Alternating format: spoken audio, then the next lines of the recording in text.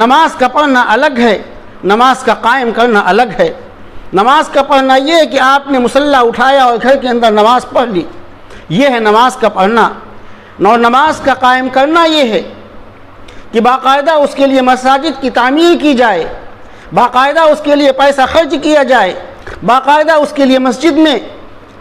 امام مقرر کیا جائے، باقاعدہ اس کے لیے مؤذن مقرر ہو، باقاعدہ اس کے لیے تکبیر کہی جائے، باقاعدہ اس کے لیے اذان کہی جائے، باقاعدہ اس کے لیے صفوں کو سیدھا کیا جائے، باقاعدہ اس کے لیے ذکر کے حلقوں کا انتظام کیا جائے، باقاعدہ اس کے لیے ایک جماعت مسجد کے باہر نماز کی دعوت دے رہی ہو، باقاعدہ اس کے لیے